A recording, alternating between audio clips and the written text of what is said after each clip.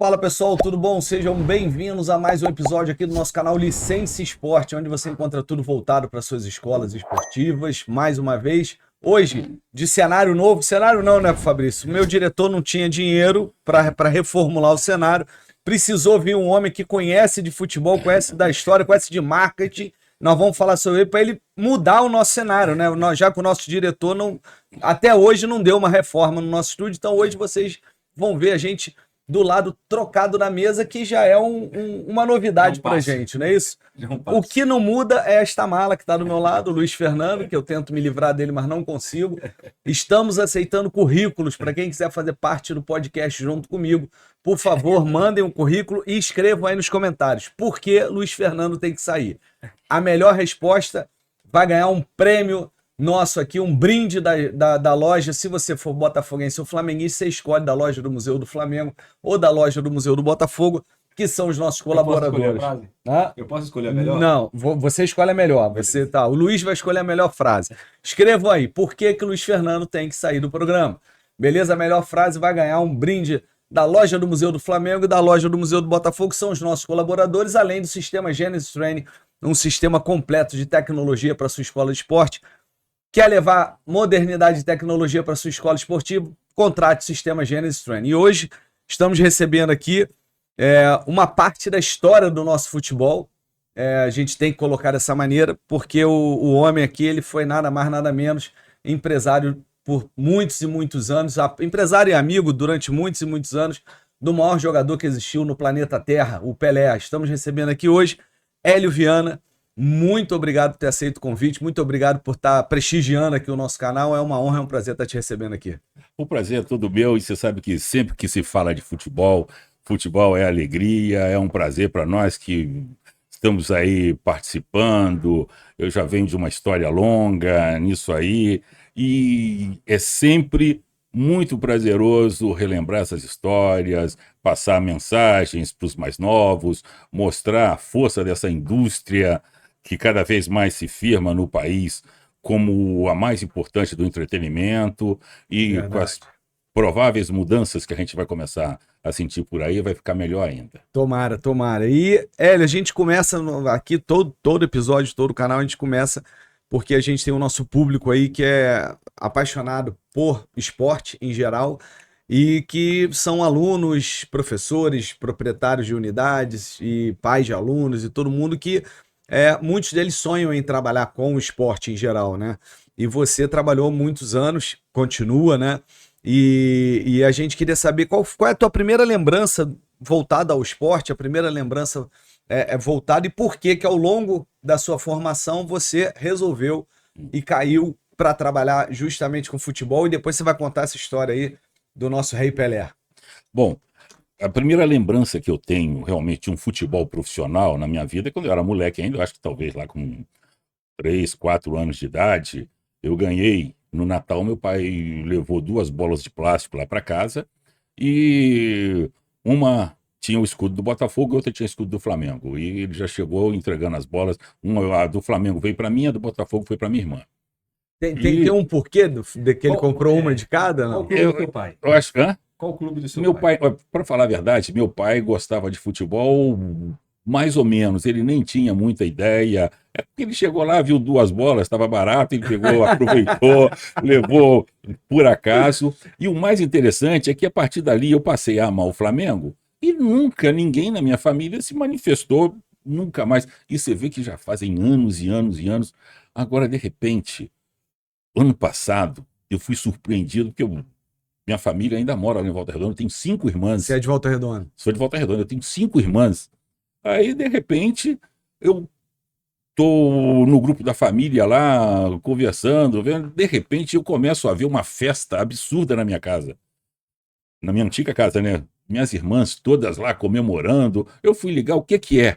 Aí minhas irmãs, não, Botafogo campeão da Libertadores e campeão brasileiro. Eu falei, mas que eu nunca soube que ninguém aí fosse botafoguense? Então, aquela bola do Botafogo então, aquela bola do Botafogo fez um estrago na família. Passou todo mundo a gostar do Botafogo, a torcer pelo Botafogo, só que não me falavam nada. Porque eu saí de casa muito cedo, eu saí com 16 anos, 17 anos de idade, já saí, comecei a montar negócios, trabalhar e tudo mais, e a gente não falava de futebol. Eu só fui descobrir que eu estava no meio dos traíras com essa vitória do Botafogo. Muito bom, também, muito tá bom. bom, porque eu também gosto do Botafogo. Não tem. E aí começou com o Flamengo e a sua a primeira lembrança em termos de praticar esporte, ou de jogar, ou de tentar. Tentou, como todo brasileiro, ser jogador? Não, claro, claro. E eu sempre fui ponta direita. E nas peladas lá, a gente jogava pelada quase todos os dias. E eu acho. Época que a gente jogava na rua direto. Não tinha um campo de futebol, tinham 2 times no meu bairro. E era um campo grande, até relativamente bom, cuidado. E a gente jogava praticamente todos os dias lá. E eu adorava ser ponta direita. Nos dias que eu estava inspirado, era maravilhoso. Eu metia lá 1, 2 gols, 3 gols. Agora, não era sempre. Às vezes eu tinha uma inspiração. Num dia eu jogava bem, meus amigos até ficavam lá entusiasmados. Aí quando chegava no próximo jogo, que iam fazer aquela escolha toda lá, e já corriam, me escolhiam, eu não conseguia jogar nada. Aí depois no próximo também não jogava nada. Aí eles já queriam que eu ficasse no gol. Eu não queria mais. Não vou pro gol, vou continuar na ponta direita, né? Aí queriam me deixar de fora. Aí depois eu voltava. Então, até hoje, eu mesmo não sei se eu podia jogar bem ou não. Por exemplo, tem um grande amigo meu, quase irmão, que é o Delay, naquela época de colégio. O Delay eu sei que não jogava nada. E virou E de repente fui surpreendido como um dos maiores meias do futebol brasileiro, no Fluminense. Seleção brasileira. Então, eu tenho dúvidas. Mas é a mesma dúvida que eu tenho aqui, entendeu? Eu tenho todo dia, eu olho pro lado assim, eu não consigo entender como é que certas pessoas viraram jogador de futebol profissional. Mas eu vou te falar uma coisa. Mas eu vou te falar uma coisa. Agora, você sabe que tem um clube brasileiro que eu gosto de todos os clubes, mas esse eu dou uma especial atenção, que é o Bahia. Porque lá no Bahia você não tem critério, lá entra perna de pau, entra qualquer. Um dos detalhes. Por isso que agora eu descobri porque tu virou atleta profissional. Você vê que o Bahia, por exemplo, o Pelé, quando foi fazer o 1000 gol, o Pelé estava no gol 999. E aí o Santos foi jogar contra o Bahia. Naquele dia, a chance do Pelé fazer o 1000º gol lá de 0 a 10 era de 10. Porque o time fraco, não era lá essas coisas, e o presidente do Bahia, o diretor do Bahia, depois se tornou até um grande amigo meu, que era o Alfredo Saad. E o Alfredo, o maior entusiasmo dele foi de terno para o jogo. Porque lá ia acontecer o 1000º gol do Pelé. E ele queria aparecer. Ele já ia correndo pro meio do campo e abraçar o Pelé, aquela coisa toda, sair foto no mundo inteiro, aquele negócio todo. Então, ele ficou animadíssimo com aquilo. Já sabe, ele próprio conhecia o time dele, sabia que o time dele não era lá essas coisas, e já ficou embaixo, perto do gramado, de terno, lá arrumado, esperando a hora que o Pelé fosse fazer o 1000º gol. E, por coincidência, surgiu lá, acho que foi um pênalti, uma falta dentro da área, alguma coisa assim, mas acho que foi um pênalti. Quando o Pelé vai bater, ele já estava preparado para correr, ser o primeiro a abraçar o Pelé. O Pelé jogou no canto, o goleiro voou, foi lá e pegou a bola.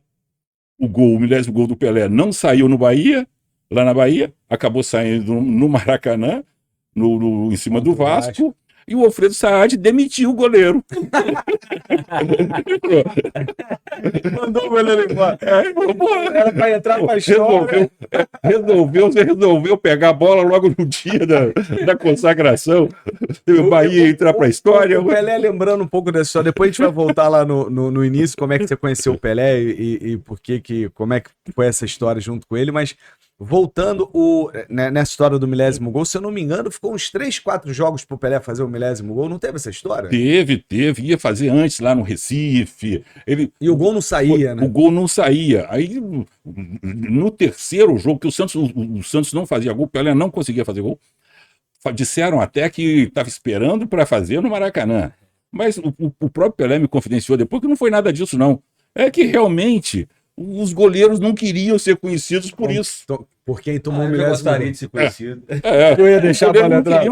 Na época eles não tinham noção da dimensão que era a imagem do Pelé e que ficaria para a eternidade. Então eles não queriam ser conhecidos por conta desse... Tinha aquele dizem brilho, que o goleiro do Vasco, que tomou o milésimo gol dele, O Andrada. o Andrada, que o Andrada sofreu a vida inteira, que ele odiava ser lembrado pelo goleiro que tomou o depois milésimo do gol gol. mesmo, ele ainda encostou o dedinho na bola. E depois ele bateu no gramado, deu soco no gramado, que ele ficou mal mesmo. Ele não queria ser conhecido. Não, por outro lado, um dia, eu sei que eu estava lá, a gente estava em São Paulo, estava conversando lá, de repente vem a secretária nossa lá, veio falar comigo que tinha um cara no telefone, queria falar com o Pelé, não sei o que já tinha ligado não sei quantas mil vezes. Aí eu fui atender, cheguei lá, quem é, não sei o quê. Se não me engano, eu acho que o nome dele era Zaluar. Aí eu cheguei e falei, pois não, eu sou o Zaluar, não sei o quê. Eu falei, tudo bem, Zaluar? Eu sou o goleiro que sofreu o primeiro gol do Pelé. Aí eu peguei e falei, que legal, não sei o que, conversei com ele, depois cheguei pro Pelé, eu peguei e falei assim, ô Pelé, ligou pra você, o cara que é um Zaluar, que falou que sofreu o seu primeiro gol. Pelé, esse frangueiro fica me enchendo o saco. Esse frangueiro fica me enchendo o saco a vida toda, ele não tem vergonha, não. Mas o senhor acha que se tivesse a tecnologia que tem hoje, as mídias sociais, os goleiros não iam pensar diferente? Não queriam tomar o gol? Olha... Porque não tinha tanta informação na época, né? Mas eu não sei se seria não bem queria assim. tomar, mas, por exemplo, não ia ficar igual esse Andrada batendo no... Foi o Magrão que tomou do Romário, não foi? Foi, do esporte. Na verdade, hoje a gente sabe que tudo que envolve o Pelé, por exemplo, aquela jogada dele na Copa de 70, que ele, do Mazukiewicz, que ele dribla o goleiro sem bola, né? Ele dá aquela ali. O Mazukiewicz, se soubesse como ele entraria para a história, talvez ele até gostasse, mas no dia lá ele ficou envergonhadíssimo. Sim. Ele foi, e depois, durante muito tempo, ele não quis nem falar disso.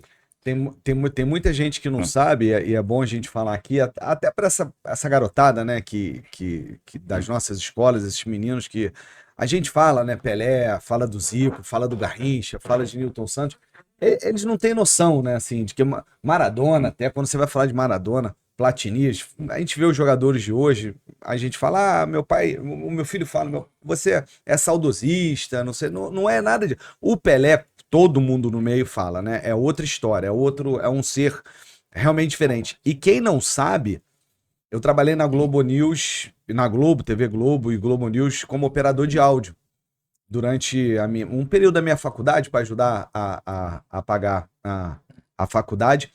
E tem o operador de caractere, né? Que bota o nome da pessoa embaixo e tudo mais. E tem uma regra na TV mundial que só tem 2 pessoas que aparecem na televisão e que você não bota a legenda. É o presidente dos Estados Unidos e o Pelé. O atual presidente, quem tá na presidência dos Estados Unidos, o Pelé. E eu fiquei assustado. Eu falei, cara, é sério? Falou, o Pelé ele é conhecido mundialmente mesmo, né? É uma coisa de louco, né? Olha, praticamente... O Pelé teve 2 fases na vida dele. A primeira fase foi quando ele jogou bola, e foram cerca de 20 anos jogando ininterruptamente. E aí tem histórias fantásticas. Por exemplo, eu conversando com o Carlos Alberto Torres, aí, foi um grande amigo nosso também. O Carlos Alberto me falou assim, olha, é impressionante que hoje esses jogadores nossos, eles estão a todo instante no estaleiro. Então lá, acham que tem um volume grande de jogos, aquela coisa toda hora estão parando, né? Ele falou que na época até acontecia isso também. Só que, quando o Santos ia jogar fora, os amistosos é que sustentavam os clubes. Não tinha ainda esses direitos que a gente tem hoje, esses valores. Não tinha propaganda em camisa, então eram os amistosos. TV, não tinha nada. Só que eles só pagavam os amistosos se o Pelé entrasse em campo. Se o Pelé não entrasse, era outro jogo. É outro valor. Né? Então todos os jogadores se machucavam, como hoje se machucam também. O Pelé não se machucava. Agora tem um outro detalhe. Eu conversei várias vezes com o Pelé sobre isso. Porque o pessoal fala muito hoje que esses jogadores antigos, se jogassem hoje, talvez não conseguissem jogar ou não jogariam.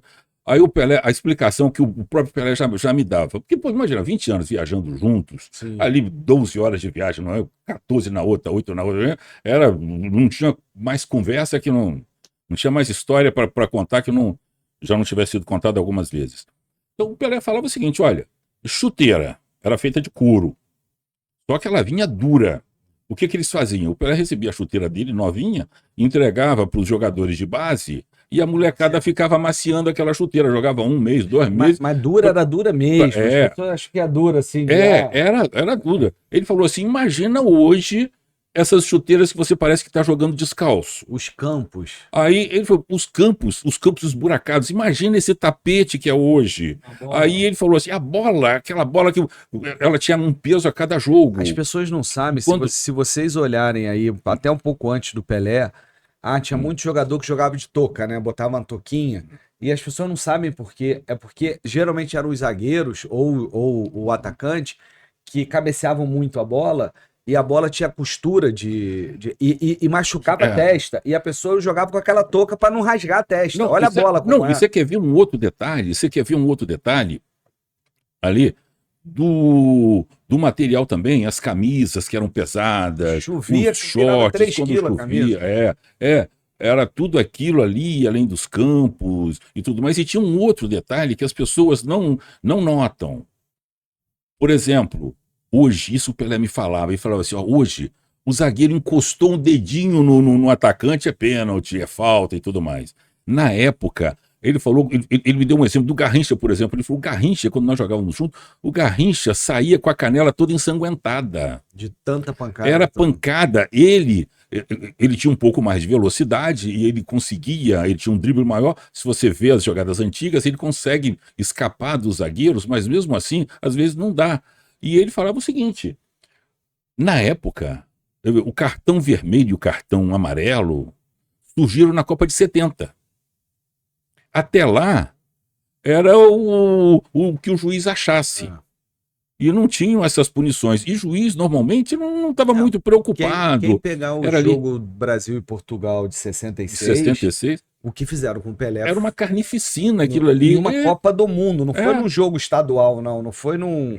Foi numa Copa do Mundo, que o Pelé apanhou, Brasil e Portugal, que o Pelé apanhou naquele jogo. Não, impressionante. E mesmo assim, ele continuava jogando. Se você vê, por exemplo, aí vamos falar para os mais novos, para os mais jovens, por exemplo, que acham que o Pelé hoje não jogaria, pega, por exemplo, qualquer um, pega Cristiano Ronaldo, pega Neymar, pega qualquer um, Ronaldinho Gaúcho, pega todas as jogadas desses jogadores, e vejam se o Pelé já não fez isso na época. Sim, sim.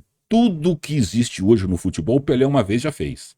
Tem até um outro exemplo aqui que eu posso dar para vocês. Uma jogada que o Pelé fazia, como ele tinha muita velocidade, às vezes quando tinha aquela dupla Pelé-Coutinho,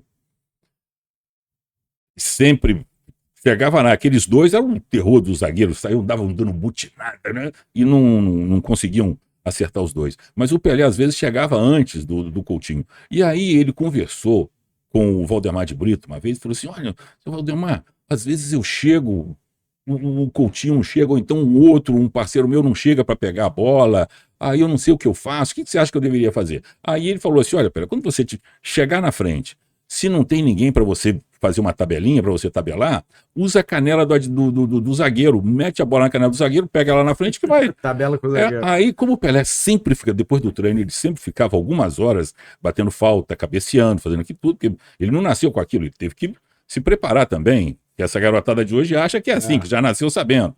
O Pelé treinava depois dos treinos, ele treinava algum tempo ainda, tinha perna direita, aí treinava para jogar com a esquerda também, porque o pessoal já marcava a direita, aí treinava com a esquerda, chutar com a direita, chutar com a esquerda, cabecear, porque ele era baixinho, treinou cabecear. Então, o Valdemar de Brito falou isso para ele pegou e falou que ficou meses testando. E quando ele conseguiu, aí depois conseguiu num jogo também, alguns jogos, se vocês olharem, vocês vão ver ele fazendo tabelinha com a canela do zagueiro. Pior que tem mesmo. Ele chegou pro Valdemar de Brito e falou assim: caramba, eu consegui. Agora é difícil pra caramba. Quem que fazia essa jogada antes de mim? O Valdemar de Brito falou assim: olha, Pelé, na verdade, ninguém nunca fez isso. Só que como você é inteligente e consegue fazer, eu achei que você pudesse fazer. E conseguiu fazer. Meu diretor, se o Pelé jogasse contra o Luiz Fernando, ia ser a maior tabelinha que existia no futebol brasileiro. Mas nessas idas e vindas de conversa, mais recente agora, né? Antes, claro, da morte dele. Vocês conversavam sobre a formação dos atletas no Brasil? Conversamos. E o que ele falava? Mas ele falava exatamente o que eu falo aqui no livro também. A gente conversa e falou assim: olha, o que a gente tinha, o que a gente sempre... E a última vez que nós conversamos foram 6 meses antes, porque eu estava com um projeto, uma ideia aí, que ele amou, adorou, mas infelizmente a saúde já não permitiu. Mas o que a gente falava é o seguinte: ele falou assim: olha, nós estamos abandonando o que a gente sempre teve de diferenciado, o nosso diferencial nós estamos abandonando para fazer o que os europeus sempre fizeram e perderam para a gente. Então, o que ele fala é que o nosso futebol está copiando o futebol europeu e estamos perdendo as vantagens que sempre tivemos com relação a eles. Isso ele sempre reclamava, nós sempre falamos. E da última vez que nós conversamos, foi quando eu liguei para ele, porque tinha possibilidade, um fundo internacional tinha interesse em investir no futebol brasileiro, me procuraram, e eu achei que nós pudéssemos resgatar o Santos, o Santos como grande potencial, grande clube, e aí chamei e falei, Pelé, vamos entrar nessa, a gente entra lá no Santos, faz uma gestão maravilhosa, podemos colocar lá o pessoal na base para mostrar realmente, começar a trabalhar o futebol brasileiro, o futebol raiz, mostrar o que é, o que fez, o que transformou a gente no país do futebol. A gente começa a fazer um trabalho desse no Santos, vamos montar uma estratégia de crescimento da marca, de crescimento do nome, porque o Santos é o segundo time na vida de todo mundo, inclusive lá fora. Sim. E transformar o Santos de novo no grande clube mundial que ele sempre foi. Ele ficou encantado com isso, eu achei que poderia ser também, mas... Seria uma possibilidade do Santos ter virado SAF, era isso? Ia virar seria uma SAF, mas uma SAF profissionalizada, sim. uma SAF com governança, com toda estrutura financeira, com tudo... Que pena que não deu tempo, né? Não deu, infelizmente não deu. Virar SAF com Pelé. Mas seria uma SAF focada, uma SAF mais ou menos nos moldes do Manchester City, por exemplo. Sim. Que o Mansur, de Abu Dhabi, colocou lá, comprou por 200 milhões de euros e investiu mais 1 bilhão de euros para transformar o time naquela máquina, naquela potência, e não tem interesse em tirar dinheiro de lá, ficar rico, nada. Ele quer mostrar que tem potencial. Com o Santos teria alguma coisa parecida, entendeu? O parceiro que nós estávamos trazendo, ele ia investir e seria o prazer de ver aquele Santos com Pelé de novo encantando o mundo. E você, como que você vê a formação no Brasil? A pessoa, Hélio, tira o Pelé de lado, o senhor hoje, como você está vendo essa formação? Hoje a gente tem um Ancelotti, né, que está apresentando a seleção brasileira. Eu acho que o Ancelotti vai ser um divisor de águas aqui. Você acha que ele vai ter autonomia? Claro. Por isso que ele aceitou. Claro, total. Na verdade, eu conheci o Ancelotti em 1990, quando organizei os 50 anos do Pelé, e o Ancelotti foi um dos convidados. E jogou pelo time do resto do mundo, eles ganharam da seleção brasileira de 2-1. Quase que o Pelé faz um gol ali, não conseguiu. Teve um jogador, quem era, que levou a bola, todo mundo queria que ele desse o passe pro Pelé, e ele foi chutar. Qual é o nome dele? Depois meu diretor, lembra que eu vou pegar esse lance para botar aí, cara. Os 50 anos, festa de 50 anos do Pelé, o mundo inteiro vendo, aí tinha um atacante, ele cara. Entrou na frente e tirou a bola e chutou pra fora. Não, ele foi correndo assim, diagonal com a bola, o Pelé no meio, assim, cara. Era rolar pro Pelé, o Pelé fazer o gol. O maluco foi e chutou pro gol. Até hoje, depois a gente vai botar esse lance aí. Pediu bola, saiu fechado, olha o Charles, ajeita pro Pelé. Era o Rinaldo, o Pelé tava livre, sozinho. E na época, coitada, a seleção foi depois da Copa de 90, não foi? Que esse jogo? Esse jogo foi de 31 de outubro de 1990. Foi depois da Copa de 90, a gente tinha perdido a Copa para a Argentina nas oitavas, e ainda tava uma confusão, saiu o Lazzaroni, era uma entre-safra de atletas ali também. O que aconteceu ali é o seguinte... O Pelé sofreu com aquela seleção. Quem jogou em volta do Pelé. Porque ali foi o seguinte, a seleção, o presidente da CBF, o Ricardo Teixeira, tinha ficado chateado com os jogadores, porque houve ali um aspecto comercial, teve problema aquela briga ali. com a Pepsi. Aquela coisa. Aí o Ricardo determinou que os jogadores que estivessem na Europa não jogariam mais, só os que estivessem aqui no Brasil. E aí o Falcão foi o técnico. E eu me lembro até que pouco antes, eu e Pelé sentamos com o Ricardo e falei, Ricardo, o jogo do Pelé, deixa convocar os caras, deixa vir, Careca, Alemão. Aí os caras caras que todos não jogaram. Mas aí o Ricardo, não, porque isso é questão de palavras, eles não foram corretos, não sei o quê. Eu não sei se foram ou se não foram, eu só sei que eram craques. E a gente queria lá. Aí o Ricardo ainda falou assim, não, imagina, nós vamos ter o Neto lá, imagina o Neto batendo falta. Aí eu falei, tá bom, o craque Neto, tá bom. foi uma seleção, cara, doída demais. Mas acabou que o Neto entrou no lugar do Pelé e fez o gol. Sim. O gol aí foi 2-1 ali.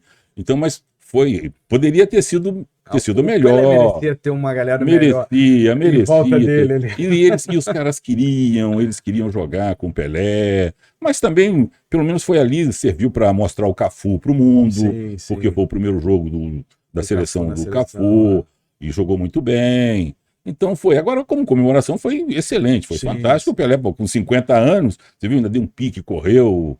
Foi interessante. O Pelé foi o melhor da seleção, pô, com 50 anos. Né? Com 50 anos.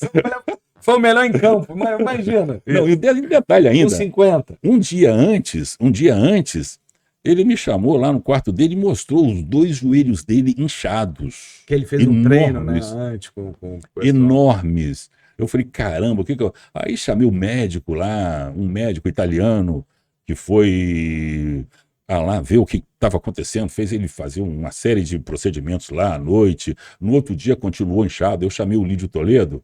Aí eu falei, doutor Lídio, olha aqui, estamos com esse problema aqui, tem que jogar de todo jeito, o mundo inteiro está esperando. O doutor Lídio falou assim, Hélio, não vai ter solução, vamos fazer uma infiltração aí para ele não sentir dor e deixar ele jogar assim mesmo. Aí colocou umas injeções, o negócio assim melhorou, entrou em campo, senão ele teria se saído melhor ainda, porque ele estava muito bem, estava no peso, preparado, estava maravilhoso. Ainda jogou o meio tempo e nem se cansou. Se não tivesse sido problema do joelho, eu vi 2 jogos. Eu vi 2 jogos do Pelé ao vivo, assim, né? Já com a idade que tinha. Esse aí, que eu vi pela televisão, e eu lembro. E vi um também no Pacaembu. Teve aquele jogo quando o Luciano do Vale fez o negócio dos Masters, da Estrela. Eu lembro. Aí no lançamento, o Pelé jogou. O meio tempo jogou. E aí tem um lance no jogo que o goleiro tá com a bola na mão assim. E o Pelé de frente pra ele assim, cara, o Pelé levanta o pé assim, dá um toquinho debaixo da bola na mão do goleiro assim, tira a bola da mão do goleiro, ajeita com a cabeça e tenta dar uma bicicleta, ele quase faz o gol. Eu lembro desse lance. Cara, genial. Não. Tinha detalhes ali, só não ficar falando tem o tempo todo do Pelé também, mas aconteceram lances, por exemplo, na Copa de 70, o jogo contra a Itália, você vê que o jogador italiano, na frente do Pelé, é um jogador de quase 1,90 m. Ele saltou, o Pelé saltou atrás dele e cabeceou para fazer o gol. E conseguiu fazer o gol. Aí, um dia nós encontramos, num dos eventos lá de FIFA e tudo mais, encontrei esse zagueiro italiano. E eu falei com ele, falei, mas como que foi? Eu olhei um cara gigante, eu olhei, você que com essa altura, tudo, Pelé cabeceia atrás de você e mete o gol. Ele falou assim, olha, impressionante, porque quando eu vi o Pelé atrás de mim, ele falou, é minha, tô tranquilo. Ele falou que ele subiu, não alcançou a bola. Quando ele não alcançou, ele falou, então, se eu não alcancei, passou. Só que quando ele olhou, o Pelé ainda estava subindo. Ele ficou impressionado com aquilo. O Pelé ainda estava subindo e cabeceou a bola e fez o gol. Aí eu fui perguntar pro Pelé depois, falou, Pelé, ele me falou, acho que foi o Faquete, ele falou assim, o Faquete me falou, não é o Faquete, é um outro nome. O Faquete me falou que ele saltou, quando ele já estava caindo, ele olhou, você ainda estava subindo. O Pelé falou assim, não, é que quando eu fiquei treinando cabecear a bola, eu desenvolvi uma técnica de saltar 1 segundo depois do zagueiro. Porque aí exatamente eu aproveito esse tempo. Quando ele já não alcançou, que ele está caindo, eu ainda estou no meu impulso, estou subindo. Então eu sempre espero o zagueiro subir para eu subir depois. Ele subia um segundo depois. Então você vê que são técnicas também, que hoje você não vê nenhum jogador se preparar e treinar para isso. E aí, voltando à tua pergunta também, eu acho a mesma coisa. O nosso futebol precisa sofrer uma transformação, uma mudança, mas em todos os sentidos. Por exemplo, os preparadores físicos que a gente tem hoje, os técnicos que a gente tem, o pessoal que prepara nossos goleiros, todos eles estão copiando os livros editados e publicados lá fora. Então eles estão pegando os entendimentos passados lá. Mas a Europa, ela tem essa característica porque ela não... As crianças lá, elas não passam pelas situações que os brasileiros passam. Então, eles não têm essa fome de bola toda. Então, eles precisam da metodologia. Pelos métodos europeus, você consegue pegar um jogador mais ou menos, e uma criança que mais ou menos, e transformar ela num atleta. Por quê? Porque é a teoria da repetição. Basta repetir aquilo, repetir, você vai acabar aprendendo. Só que a criatividade que o brasileiro tem, os europeus não têm. E nós estamos agora matando essa criatividade. Você pega essa garotada, por exemplo, esses meninos, fica mandando eles darem 2 toques. Você não deixa ele desenvolver aquilo, drible, o que eles chamam de skills, entendeu? Então falta uma série de procedimentos hoje. Todos falam. Você pega as palestras de técnicos, observadores, gerentes de futebol, todos eles falam isso. Mas você vai para a prática, não existe isso. Se chegar lá o Pelé com o seu 1,60 e chegar o Luiz Fernando com o seu 1,90, eles vão olhar para mim com outros olhos. Mas o que acontece? Na verdade, prática muda, mas, é lindo. Exatamente, mas o que eles pensam na Europa vender. Exatamente. E tem outro detalhe, tem a questão do medo também. Você vai colocar, você vai e tá aí, ó, a questão da base. Se você vai cuidar de uma base, você tem receio de implementar ali o teu procedimento e de repente aquilo dá errado e você perdeu o emprego. Ou demorar dar resultado. E aí a demora hoje no Brasil, ninguém tem paciência. É complicado. Então, aí tem esse problema. Tem um outro detalhe também. Você vê, por exemplo, todos os grandes que nós tivemos no futebol, você pega Zico, pega o Pelé, Rivelino, todos eles eram bons, eles tinham as características deles, realmente eles eram fora de série, mas não é por isso que eles descansavam. Eles estavam sempre, depois do treino, eles continuavam lá, estavam treinando, batendo falta, aquela coisa toda. Hoje, eles não podem mais treinar falta. Por quê? Porque tem um tal de um equipamento que surgiu não sei de onde. Eles falam que mede o calor, mede a temperatura do corpo, que se você se exceder no treino, vai ter lesão e tudo mais. O problema todo é que esses equipamentos e esses ensinamentos vieram da Europa. A Europa é um país frio. Então lá, por exemplo, no inverno, você tem que ter esses cuidados. Aqui, se um jogador entrar em campo ou na preparação, antes de dar o primeiro chute, se você for colocar aquele equipamento nele, ele já está, a temperatura dele já não permite que ele dê um chute a gol. Mas por quê? Exatamente porque a nossa temperatura é diferente. Mas então, até isso, eu quando trabalhei na base, no profissional também, eu brigava, que eu falava exatamente isso. Tá bom, que eles fazem que é controle de carga, né? Ah, tá. Controle de carga, vamos supor, ele pode treinar até 100, 100, sei lá o quê, o controle é 100, tá bom. Então quando ele chegar a 80, tu tira ele e deixa os outros 20 ele batendo falta. Porque todo mundo diz que não, estou controlando a carga de treinamento. Tá bom, então por que eu vou dar os 100% da carga no treino? Eu não posso tirar ele um pouquinho antes para eu poder fazer o trabalho. E outra coisa que a gente aplicou lá na base e deu resultado muito tempo, que é o negócio da bola parada, que a gente chamava de pré-treino. Outra questão, em vez de você botar isso no final do treino, que até o jogador também tá cansado, muitos querem ir embora, por que tu não faz isso no início do treino? Por que você não treina a bola parada no início do treino? Você faz lá o aquecimento, seja lá o que for, e treina ali, por quê? Aí depois você dá o restante do treino. Quando atingir a carga, você para. Esse é um outro problema também, que ele colocou lá, o jogador tá cansado, já quer... Isso aí é que, infelizmente, a evolução, ela traz vantagens e traz desvantagens. Você vê os nossos atletas hoje, por exemplo, nossos jogadores, principalmente os que já têm um pouco de reconhecimento, já brilham e tudo mais, é um excesso de atividades, porque cada vez a coisa começa mais cedo. Então, quando o moleque já está lá com 17 anos, já pegou um nomezinho, já tem uma fila de namoradinhas na porta dele, sim, uma fila de amiguinhos para levar para um lugar, para outro, e eles estão sempre em outras atividades. Antigamente não tinha o que fazer, eu ficava lá treinando no campo e depois ia para casa dormir, não tinha mais. Hoje em dia não. E aí começam esses problemas, porque o atleta terminou o treino, ele já quer logo ir embora, porque já tem a resenha com os amigos, já tem uma saidinha com outra amiga, já tem uma festinha, já tem alguma coisa, e quando começa a ganhar dinheiro, piora, porque aí compra barco, compra Ferrari, compra um monte de coisas, e o futebol passa a ser um problema, que, por exemplo, no fim de semana, No sábado, no domingo, os amigos estão todos lá, aquelas amigas lindas, aquelas malhadas da academia, todas chamando para passear de barco, ir para a praia e tudo mais. E ele, não posso porque eu tenho que jogar. O futebol passa a ser um estorvo na vida deles. Verdade. Passa a ser um problema para eles. Em vez de ser um prazer, né? Porque o tanto de brinquedinhos que eles conseguiram comprar, adquirir com aquilo e não podem usar, acaba virando um problema. Então, são situações que, se o futebol brasileiro não se reescrever, a gente não vai recuperar o protagonismo que precisa ter.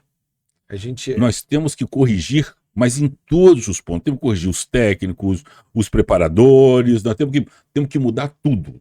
Chegar e falar assim, olha, a partir de hoje, futebol brasileiro, vamos recuperar o futebol raiz. É um choque, né? Adaptado aos tempos modernos, e você vai ver se a gente não volta a ter o protagonismo que tinha. A gente tem uma passagem do Rivelino, que ele conta do Pelé também, e aí eu, como gestor também, é uma coisa que incomoda muito, assim, a diferença de hoje do que era antes, né? O Rivelino conta que eles estavam na concentração da seleção, ou numa viagem, em algum lugar que eles foram, e aí serviram o bife lá, o pessoal comeu e tudo, e o bife estava muito duro. E o Rivelino falou, cara, não, eu vou reclamar. Peraí, pelo amor de Deus, esse bife tá muito duro. Aí que ele vai e olha pro Pelé, né? Ele falou, porra, deixa eu ver se o Pelé tá comendo bife. E o Pelé tava comendo bife. E o Rivelino ficou olhando pro Pelé. E o bife tava tão duro que o Pelé cortava uns pedacinhos pequenininho assim, comia e não reclamou. O Rivelino falou, pô, se o Pelé não tá reclamando, eu não vou reclamar. Aí depois o Rivelino chegou no Pelé e falou, porra, bife duro daquele, cara, porra, tu não falou nada, todo mundo aqui ruim. Ele falou, pô, Rivelino, a gente já comeu mais de 200 bife, veio uma vez ruim. Nós vamos reclamar? Amanhã deixa que eles vão fazer um bife melhor. Tu já jogou todos os jogos bem? Então tenha paciência, tenha calma, não sei o quê. Hoje em dia tu vai viajar, cara, com uma delegação, se tiver um carocinho fora do lugar, é uma reclamação, é um nhenhenhé danado e tudo mais. Olha como é que era a mentalidade do cara também, né? Não, até isso eu acho que tem que mudar, né? Claro, tudo. Era o foco, o profissionalismo, entendeu? E você vê, nós viajamos juntos 20 anos. O Pelé sempre foi esta figura. Simplório, educadíssimo, uma pessoa, todos que vinham para ele atendia, sempre foi, nunca foi de reclamar de nada, estava tudo bem, ele ria de tudo. Você trabalhou com outro jogador ou só o Pelé? Hã? Você chegou a trabalhar com outro jogador ou só o Pelé? Só com o Pelé, e conheci praticamente todos. Só. Conheci todos, mas já dava trabalho demais. E como é que era o teu trabalho com todos? Você foi trabalhar com o Pelé depois que ele parou, né? Foi, depois que ele parou. Como é que você conheceu ele e como é que era esse trabalho? O pessoal entender que tá de casa assim, como é que é um pós-carreira, foi o né, seguinte, de um atleta? Eu vim para o Rio de Janeiro para trabalhar com o governador Brizola. Você se formou em Direito? Na época era Direito, era formado em Direito. Fui trabalhar, eu tinha 20 anos de idade, 21 anos de idade. E aí, quando eu comecei a trabalhar com o Brizola, já veio um amigo me pedir um favor. Uma pessoa que eu conheci e que morava aqui no Rio foi me pedir um favor ali. Era uma empresa de ônibus de um amigo dele que estava com problemas lá. Aí, imediatamente eu resolvi o problema para ele. Aí, na outra semana, ele já me procurou dizendo que o Pelé ia fazer um filme no Rio de Janeiro e que ia precisar de ajuda do governo e tudo mais, se eu não podia ajudar. Eu falei, claro, pô, tranquilo, Isso pode... Isso tá falando 83. 83. Aí, quando o Brizola logo depois esse amigo me ligou e falou assim, eu tô aqui com o Pelé, ele quer ver se você realmente vai poder ajudar, não sei o que. Eu falei, claro. Aí passou o Pelé colocou o Pelé na linha, eu conversei com o Pelé falou assim, vamos jantar hoje? Eu falei, tá bom, vamos. Me convidou para jantar. Era um grupo lá no Leblon, restaurante árabe que tinha lá. Aí conversamos um pouco, aleatoriamente, sobre algumas coisas. Aí no outro dia, eu tinha um compromisso, não sei onde, eu falei, Pelé, eu tô indo um compromisso aqui. Então você não quer passar lá pra gente almoçar e conversar mais sobre o negócio do filme? Aí passei, conversamos. E dali pra frente, eu tava solteiro, ele tava solteiro também. Tinha se separado do primeiro casamento. Tá? A gente começou a sair junto. À noite tinha o hipopótamo do Ricardo Amaral, a gente ia para lá. Mas continuamos, eu trabalhando no governo e às vezes a gente saía juntos. Quando ele estava aqui no Rio, a gente saía sempre juntos no meu carro, ia para lugares. Formamos primeiro uma amizade. Né? Só que pouco depois, ele falou para mim que o empresário dele tinha abandonado ele. Porque naquela época, o jogador, quando terminava a carreira, ninguém mais queria Sim. saber. Ou juntou dinheiro, ou juntou, se não juntou. Mas as pessoas não davam mais atenção. Aí eu falei, não, Pelé, se você precisar de mim, o que você precisar, eu tô aqui, eu vou te ajudando. Aí foi nesse espaço de tempo, aí veio a campanha das diretas já, que eu falei com ele para apoiar, o povo brasileiro precisava de mudança, não sei o quê, ele concordou, aí foi, participou dessa campanha. E aí o Sarney virou presidente da República e resolveu criar uma comissão para estudar as mudanças, as transformações que o futebol brasileiro precisava passar. E nessa, convidaram o Pelé, e o Pelé, para não ficar sozinho, pediu para colocar o meu nome também. E acabaram me colocando na comissão. Nessa comissão, inclusive, o Fernando Sarney era novinho também, participou, o pai dele colocou Fernando ele lá, Sarney, que hoje que hoje é um dos interventor na vice, CBF, e vice-presidente na CBF. E estava o Mário Amato também, que na época era o cara mais poderoso do país, presidente da Fiesp, Federação das Indústrias. E naquilo lá nós fizemos um trabalho, o trabalho não foi muito à frente, porque não dava para fazer muita mudança ali, mas eu acabei tendo acesso a todo um histórico do esporte, do futebol e tudo mais, que ficou na minha cabeça. Acabei conhecendo bastante aquilo ali. Depois veio a Constituição de 88, fez algumas mudanças também, mas aquilo ali já me colocou mais próximo da indústria do esporte. A gente já conhecia um pouco o que ocorria dentro dos campos, mas eu comecei a ver fora dos campos o que estava acontecendo. E comecei a me interessar um pouco por isso. E foi aí que, logo depois, terminou o governo Brizola, fui coordenador da campanha do Darcy Ribeiro, mas perdemos a eleição. Aí o Pelé falou assim, olha, agora você não tem mais, larga esse negócio de política, governo, vamos ficar junto aí, vamos trabalhar, vamos fazer alguma coisa aí que eu estou precisando também continuar crescendo. E aí foi quando eu procurei o Mário Amato, em São Paulo, e falei para ele, Mário, eu queria que você me ajudasse, porque a gente tem possibilidade de fazer. O Pelé é um grande nome, o maior ídolo do futebol brasileiro, mas ele precisa continuar. Marca, né? Ele precisa continuar ganhando dinheiro, porque o dinheiro dele já está acabando. Aí o Mário falou assim: não, vou chamar meu filho, vou ajudar vocês. Aí o filho dele coordenava todas as empresas dele na época, o Rogério Amato, e aí nós fizemos pesquisas em torno do que o Pelé precisava mudar. Aí as pesquisas não foram boas, a imagem do Pelé estava ficando ruim por conta de... Não se colocava corretamente nas entrevistas, às vezes falava coisas meio aleatórias, ou então também o comportamento dele não estava lá, era como se fosse um bom vivan, aquela coisa, e detectamos tudo isso na pesquisa e resolvemos mudar. E a partir dali, vamos ver também os contratos dele, ele tinha perdido praticamente todos os contratos, ele só tinha 2 contratos, cada um de $20 mil, $40 mil por ano. Aquele dinheiro não dava para ele sobreviver também. Aí resolvemos transformar aquela imagem. Eu montei numa página, eu montei um elenco de respostas e falei assim, ô Pelé, para você vender, agora você não tem mais o futebol para te ajudar a vender produtos. Então, para você continuar vendendo, você tem que começar a ultrapassar essa barreira do futebol e ir para todos os outros segmentos. Você tem que começar a mostrar para a sociedade que você se interessa por ela, você tem que começar a mostrar que você conhece outros assuntos, que você pode ser um influenciador. E aí ele até concordou, ele falou, não, então vê aí o que eu tenho que fazer.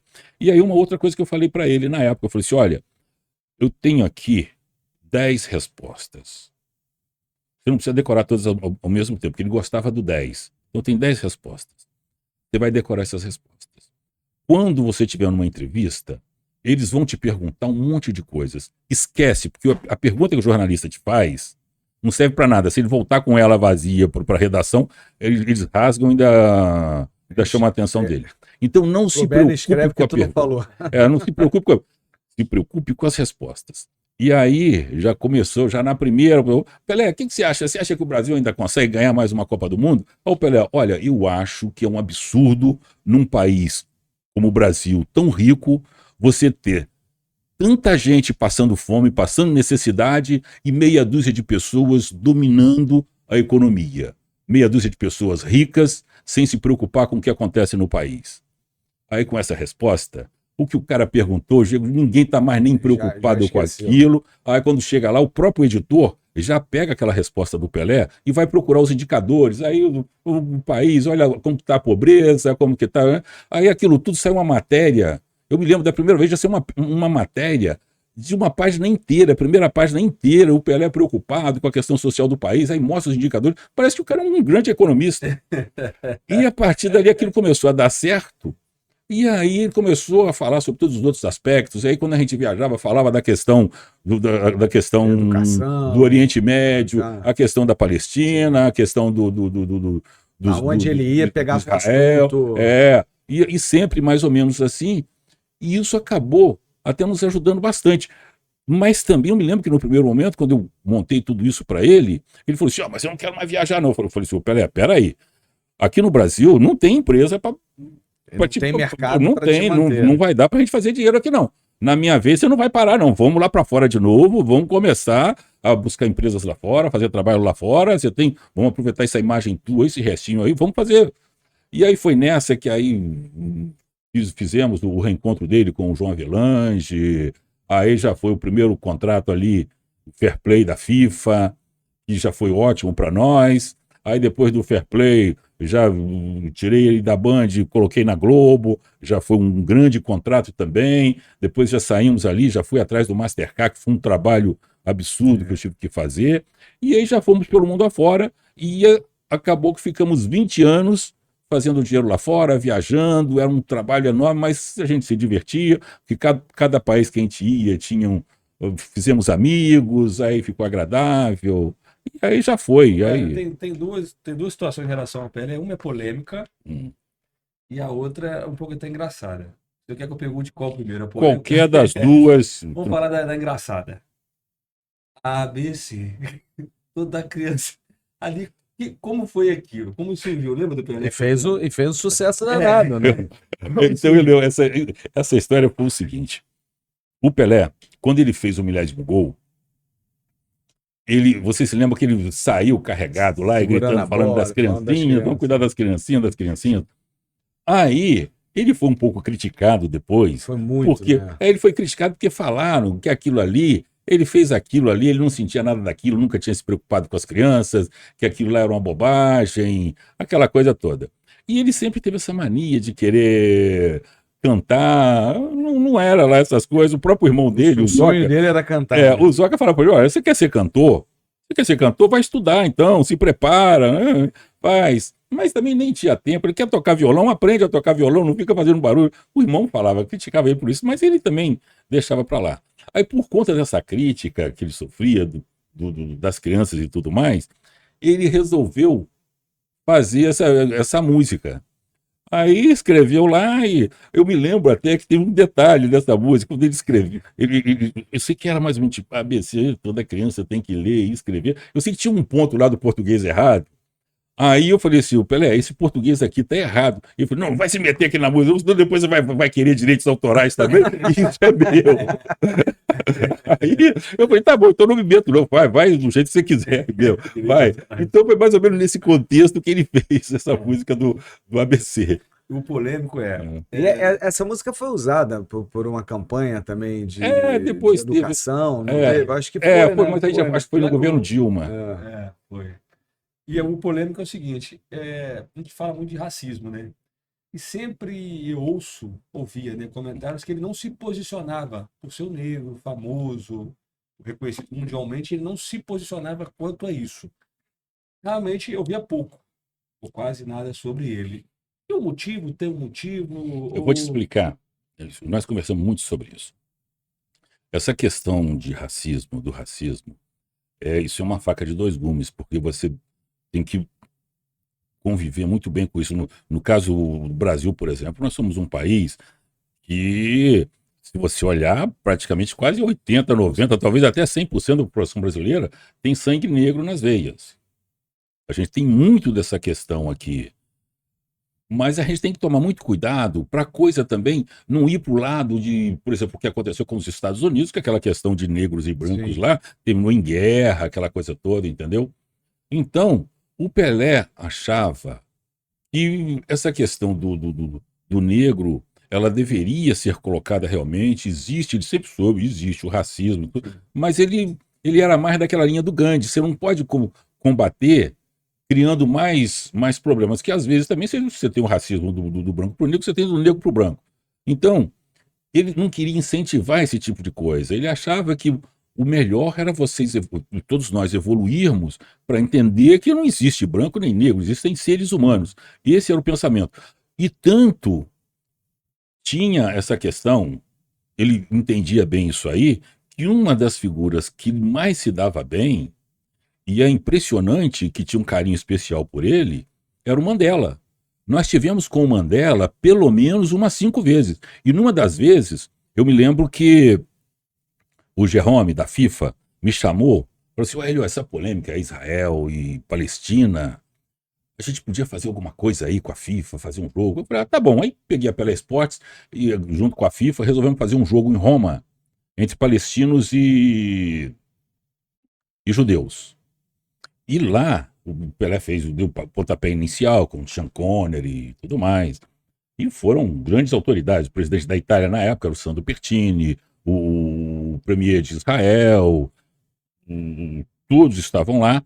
E eu me lembro que no intervalo, eu saí do camarote ali, tinha um banheiro lá no próprio camarote, na tribuna de honra que a gente estava. Eu fui no banheiro e estava o Blatter sozinho lá. O Blatter já era presidente da FIFA, estava o Blatter sozinho em pé. Eu saí do banheiro e comecei a conversar com o Blatter. Nisso, o Pelé subiu e começou a conversar com a gente. Ficamos eu, o Blatter e o Pelé conversando. Veio o Sandro Pertini, começou a conversar conosco também. Veio o premier de Israel, começou a conversar. Nisso veio o Yasser Arafat, que estava lá também. Aí ainda trouxe um fotógrafo, ficou lá fazendo pose do lado do Pelé ali, querendo aparecer na foto. No que a gente está ali, naquela rindo também, conversando, brincando, sobe o Nelson Mandela com o Frederic de Klerk, que na época tinha ganho o Nobel da Paz junto com ele. O Frederic de Klerk foi quem acabou com a separação entre negros e brancos na África do Sul, o apartheid. E, por conta disso, os dois receberam o Nobel da Paz. Chega o Mandela puxando o de Klerk, empurrou todo mundo para o lado e, abraçando o Pelé, falou assim, Pelé, olha aqui, ó, o meu amigo de Klerk que me libertou lá na África, como se fosse um irmão do Pelé. E todo mundo assim, estarrecido com aquela relação, aquela amizade, aquele carinho, aquela intimidade que existia entre um e outro. Que reunião é essa, hein, filho? Não, era um negócio... Olha a reunião, olha quem então, estava na reunião. Você vê que um negro que poderia fazer qualquer crítica com relação ao Pelé, tinha orgulho do Pelé. E nesses anos todos, você em algum... O Pelé era uma figuraça, assim, né? Figura, que eu digo figuraça em termos de... O mundo inteiro conhecia ele. Mas você sentiu racismo contra o Pelé em algum desses momentos, assim, ao longo dessas reuniões? Jamais, eu vou te falar, jamais incitam nada, jamais em situação alguma. O Pelé tinha uma luz própria, uma luz especial, que eu acho que nenhum brasileiro jamais vai ter. É um negócio... E nós tínhamos inclusive, algumas combinações entre nós, porque nós viajávamos sozinhos, e ele não gostava de segurança nem nada, e para onde a gente ia, então... Só em alguns casos que a gente ficava no carro e tinha batedores, aquela coisa, mas ele não gostava muito de segurança, porque ele achava que atrapalhava. E a gente tinha algumas técnicas que ele falava o seguinte, Hélio, quando eu gritar o teu nome, quando eu falar o teu nome, você já entende que é porque aquela situação está me incomodando, você dá um jeito de me tirar dali, não sei o quê. Eu falei, tá bom. Aí a gente fazia desse jeito. Teve uma engraçada, e foi, acho que no centenário do Império Japonês, alguma coisa assim. Estava lá, primeiro-ministro japonês, um monte de autoridades e tudo mais. E chegamos lá, eu e o Pelé entramos numa sala grande, e que tinham várias autoridades. Quando ele chegou, já viu logo o premier japonês sair, ele estava com filhos lá para fazer autógrafo. E ele fazendo autógrafo, aquele negócio todo. E eu deixei ele à vontade lá, só autoridades ali, não tinha risco nenhum. E do lado eu olho, estava a Brooke Shields com a mãe dela sozinha em pé. Ela foi convidada também na época, estava famosa por conta dos filmes de Hollywood e tudo mais. Aí eu comecei a conversar com ela. Aí fiquei conversando com ela, e ela Pô, eu falei que era do Rio de Janeiro. Ela, pô, meu sonho é fazer uns comerciais no Rio, quero conhecer o Rio. A empresa de vocês não conseguem arrumar alguma coisa. Aí a mãe dela falou assim: ela adora lá, vai ser legal. Eu tô conversando, tá bom, viu? E tava um papo agradável ali, e aquela mulher linda ali na frente. De repente, chega o Gorbachev com um séquito, com vários, não sei quem eram aquelas pessoas, mas eram todos russos. E o Gorbachev, na época, estava no auge. Aí o Gorbachev chega e a primeira pessoa que ele enxerga é o Pelé e vai para cima do Pelé. E começou lá a querer conversar com o Pelé. No que ele está conversando com o Pelé, aí o Pelé me grita: Hélio. Aí eu falei: caramba, será que tem alguma coisa ali com o Gorbachev? Aí eu peguei e falei assim: bom, aí eu pedi licença rapidinho para Brook e fui para cima do Gorbachev. Já cheguei lá conversando, engatando lá com o Gorbachev. Hi, Mr. Gorbachev, congratulations for the beautiful job you're doing. Aí, no que começo a conversar com o Gorbachev, o Pelé sumiu e o Gorbachev vira as costas e vai embora, me larga falando em pé, falando sozinho. Eu falei: mas cara mal educado, esse cara, quando eu olho pro lado, já tá um Pelé de treta lá com a Brooke Shields. Ele conseguiu enxergar a Brooke lá do lado e ainda falou assim: ele queria trocar, né? Eu vou deixar o Ed se dar bem nessa história aqui, eu vou aguentar esse bala do Gorbachev. Vou trocar, o Ed fica falando com o Gorbachev e eu vou falar com o Brooke. E depois, se vocês olharem, tem até foto dele lá, o Pelé de um lado, a Brooke do lado dele e o Gorbachev do outro lado. Hélio, vamos falar um pouquinho do teu livro, que a gente já daqui a pouco, passa rápido aqui, já tá quase dando 1 hora, né? Falta 5 minutos para dar 1 hora, meu diretor. Meu diretor, ele é meio mal-humorado, ele fica reclamando quando a gente estoura o tempo, mas hoje vai passar um pouquinho. Tá namorando? Tá namorando? Tá. É notícia? Notícia bombástica? Gostou do status. Que bom saber, meu diretor. Não sei se você tava namorando, não. Vamos falar pro Léo Dias. Vamos mandar a notícia pro Léo Dias. Hélio, vamos falar um pouquinho do teu livro. Teu livro tá na Amazon, né? Quem quiser, o nosso diretor tá colocando aí o link aí na descrição. Quem quiser achar, né, e comprar e tudo mais. Fala um pouquinho do livro, do que se trata.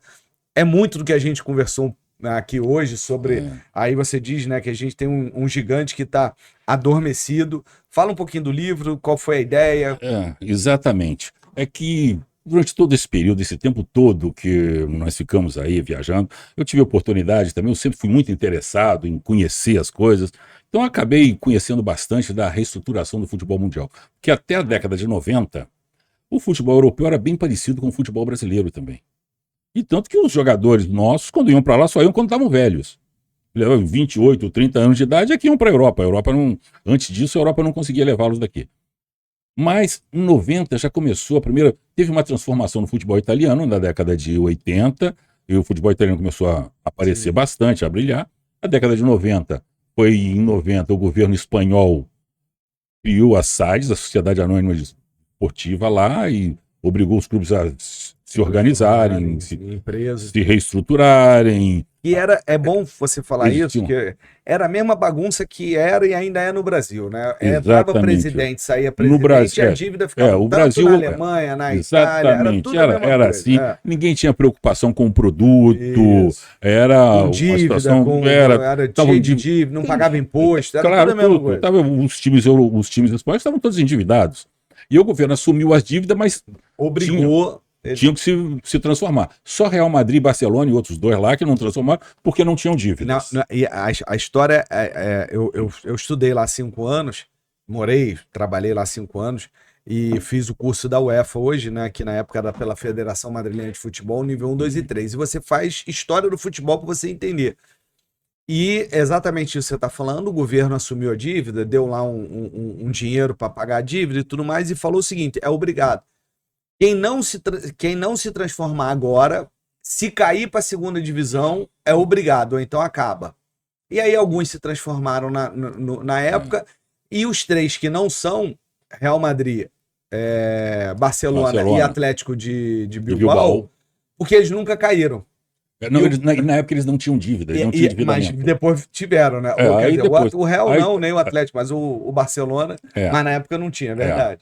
E se tivessem caído, que eles não caíram, eles são obrigados. Mesmo hoje sem dívida, se cair é obrigado.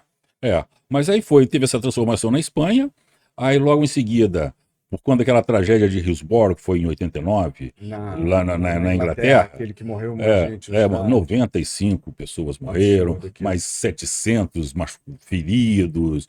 Aí teve o relatório Taylor e resolveram criar a Premier League, porque com o relatório Taylor, a federação não ia conseguir resolver o problema dos clubes. Sim. E na época os dirigentes chegaram e falaram assim, olha, se a gente esperar a federação, nós vamos morrer.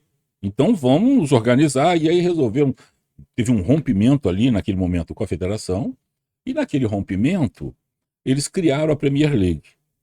E ali já foi uma transformação enorme, e a gente estava lá, eu tive a oportunidade de conhecer o Peter Taylor também, num dos eventos que nós estivemos lá, conversei rapidamente com ele, e aí o futebol inglês já começou a mudar de patamar a partir dali. Logo depois veio a Alemanha, que começou a partir de 2000 a se transformar, e por conta de todas essas mudanças eu fui acompanhando tudo isso, fui vendo o que estava acontecendo, que realmente funcionava. Você via a criação da J-League no Japão, que já nasceu organizada e com 100% dos ingressos vendidos, a criação da MLS lá nos Estados Unidos, com Alan Rothenberg, que um cara brilhante. Você vê que eles organizaram a Copa lá, mas não tinha nenhum futebol ainda, não tinha nenhuma liga funcionando. Começou a funcionar depois disso. Tivemos até a oportunidade, o Alan Rothenberg queria que nós tivéssemos, eu e o Pelé, ficássemos com o clube de Nova York, por exemplo, ofereceu pra gente, mas era um trabalho muito grande, não dava pra gente parar a vida também para cuidar de clube lá em Nova York.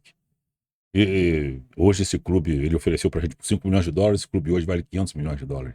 Mas também não daria certo, não valeria a pena, em hipótese alguma a gente aceitar também, porque ia limitar toda a vida nossa, o crescimento que a gente estava tendo. Mas por conta de tudo isso, eu comecei a fazer um comparativo com os problemas do futebol brasileiro e identifiquei quais são as falhas que a gente sofre até hoje. E corrigindo essas falhas, a gente consegue alcançar o trabalho que foi feito lá fora. E um principal problema é o seguinte: o futebol hoje, ele não é mais local. O futebol hoje é global. Os teus clientes, ou os teus fãs, ou os teus torcedores, eles não estão mais hoje no teu quintal.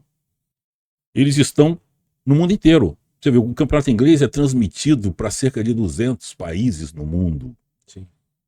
O francês, o espanhol, todos eles são vendidos no mundo inteiro. O Real Madrid tem milhões de torcedores na China, por exemplo, na Ásia, para todo lado. Então o futebol se globalizou. E aí o mercado do futebol hoje já não é mais local. Os patrocinadores do Real Madrid, só 30% que são locais. O restante todos são de empresas globais. E assim vai, o futebol inglês, o alemão, todos os outros também, italiano, todos. Foi até o francês. Teve agora o campeonato saudita, já foi feito num modelo moderno, já está sendo vendido também para o mundo inteiro. E o futebol brasileiro ainda está aqui dentro dessa bolha. Enquanto, por exemplo, a Inglaterra vendeu os direitos para 80 emissoras diferentes, o Brasil vendeu para uma. E uma local.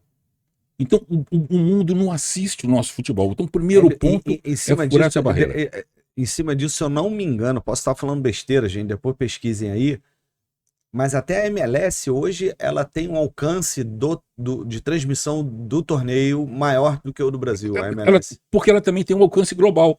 O problema da MLS é que realmente os times da MLS não são tão... Mas mesmo assim... mesmo assim, se assiste em qualquer lugar do mundo. Se assiste em qualquer canto do mundo. E o brasileiro não. O brasileiro você não assiste, porque não é transmitido lá fora. E a gente precisa corrigir. E o mundo inteiro quer ver o nosso futebol, porque primeiro o nosso futebol não é ruim como a gente pensa. Nós temos aqui, por exemplo, enquanto na Espanha você tem 2 times, ou ganha Barcelona ou ganha Real Madrid. Na França você tem um time, ou ganha o Paris Saint-Germain ou ganha o Paris Saint-Germain. No Brasil é competição, é competitividade Sim. O tempo todo. Um ano é Flamengo, outro ano é Palmeiras, o outro é Botafogo, cada ano. Por quê? Porque os times são muito parelhos e a briga é boa. De competição, e um outro detalhe, o mundo inteiro quer saber de onde brotam esses atletas brilhantes. Toda hora você tem um grande jogador brasileiro brilhando pelo país afora, não é só na Europa. E todo time que quer se julgar grande tem que ter um brasileiro ali. Verdade. Então, existe interesse pelo futebol brasileiro. O que não existe é uma organização aqui para a gente sair lá para fora. Para vender esse produto. Exatamente. Né? É o que eu costumo dizer. Nós somos uma Ferrari que só tem 3 rodas. Então não dá para você implementar velocidade nem nada, porque a Ferrari está capenga. Nós precisamos completar. Na hora que a gente se organizar, nós vamos chegar lá. Aí vamos conseguir segurar mais os jogadores aqui, vamos conseguir pagar melhores salários, se bem que na América Latina, o Brasil ainda é os clubes brasileiros são ainda que pagam melhor. Hoje nós temos cerca de 140 jogadores estrangeiros aqui no futebol brasileiro, vindo de todas as partes. Temos até jogadores vindo da Europa, da África, da América Latina eu também. Sei que não é tão simples, mas digamos, eu sou o Schwad, presidente da CBF, vou trazer o Hélio comigo, implementar tudo isso. Qual a primeira coisa que o senhor faz? Qual o primeiro passo? Ó, Aonde o senhor vai atacar primeiro? Bom, primeiro, se ele levar o Hélio para lá, você vai ver o que vai ser. Porque, e eu já dei provas disso. Em 98, quando eu fiz a Lei Pelé, foi um marco que foi copiado depois, inclusive, na Alemanha, em outros países também. Transformou. Se você pegar exatamente as implementações que eu dei na lei, você vai ver que tudo que hoje as pessoas se cabam, aí, direito do consumidor, prestação de contas, uma série de alterações aí, a possibilidade de ligas, tudo isso está numa lei que nós fizemos em 98, que inclusive alguns países do mundo foram implementando depois. A própria Alemanha só em 2002 que ela alcançou o que a gente já tinha proposto na nossa lei em 98. A primeira coisa que eu vou fazer lá realmente é mostrar que a gente tem que recuperar o futebol raiz, nós temos que profissionalizar, nós temos que organizar o calendário. O nosso calendário está errado. O nosso calendário está indo de encontro ao resto do mundo. Pra você ter uma ideia, por exemplo, na Europa, que foi o precursor, o principal campeonato deles começa em agosto e termina em maio. E aí sobrou junho e julho. Até aí tudo bem. Mas o que aconteceu nesse meio do caminho? O restante do mundo começou a copiar esse modelo, e aí vieram os órgãos internacionais e se adaptaram a ele. Aí veio a FIFA, meteu Copa do Mundo em junho e julho.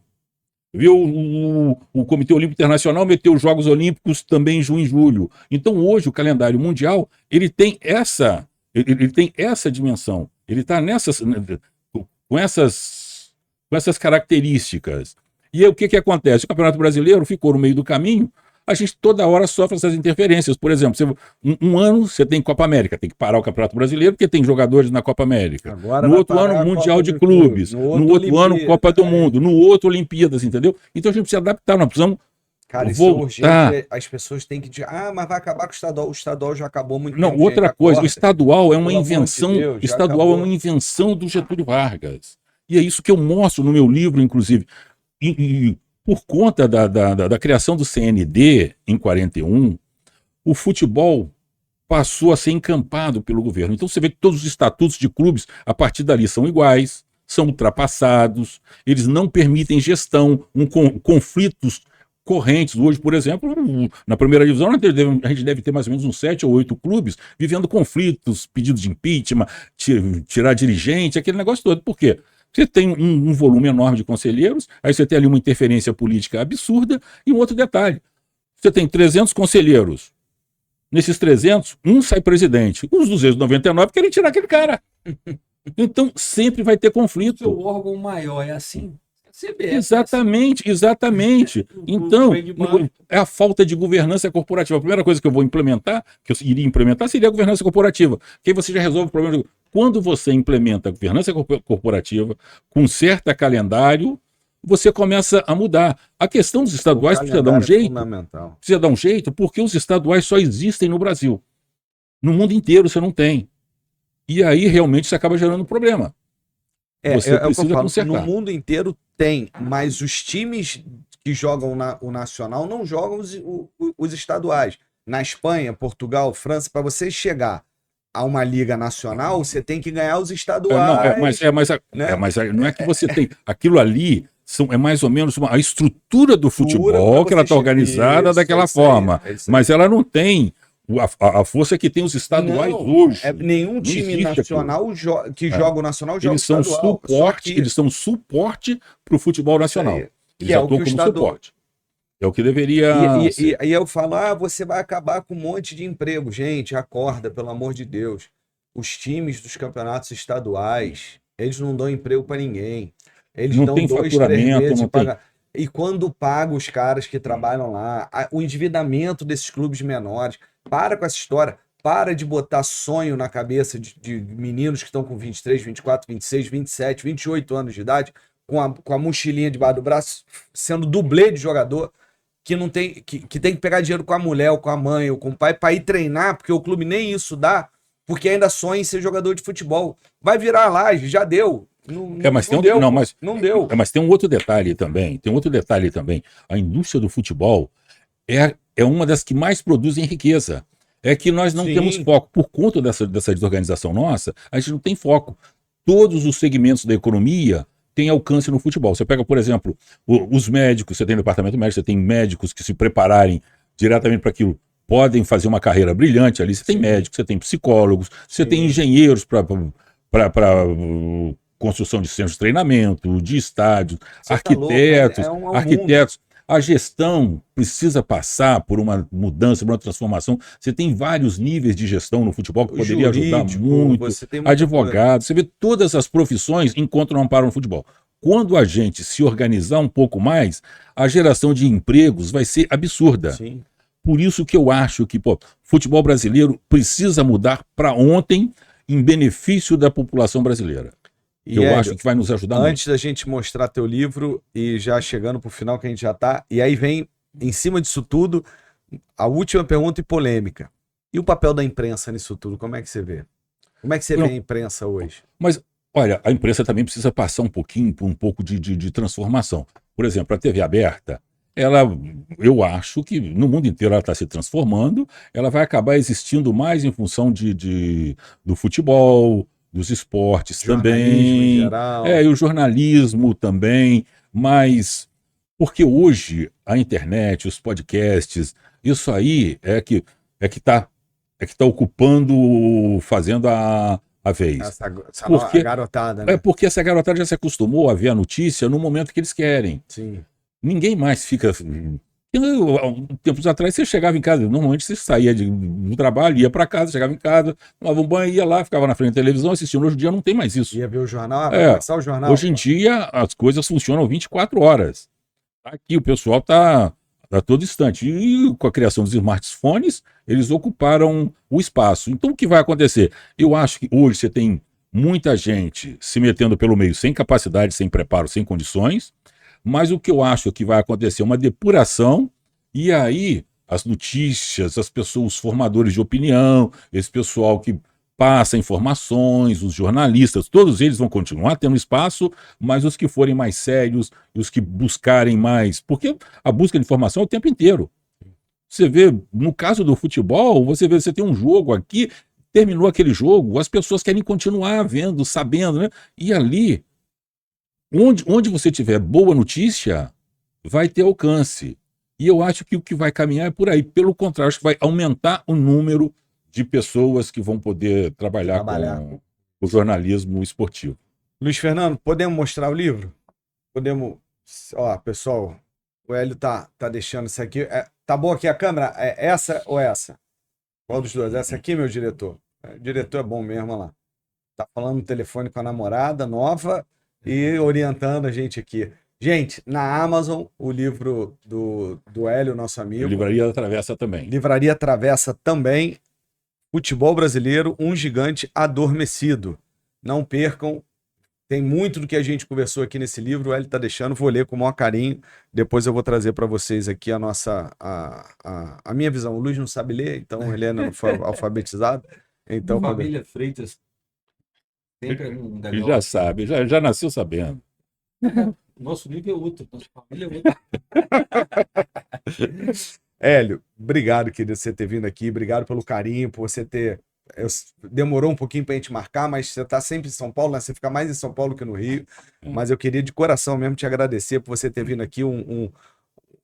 É pena que o nosso podcast ele é mais curtinho, porque, cara, tinha muita coisa pra gente conversar, mas eu espero, ano que vem, a gente está sempre fazendo esse convite pro pessoal que tá vindo, ano que vem, voltar aqui pra gente falar de outros assuntos, falar de outras histórias, que foi sensacional. Muito É um obrigado. grande mesmo. prazer.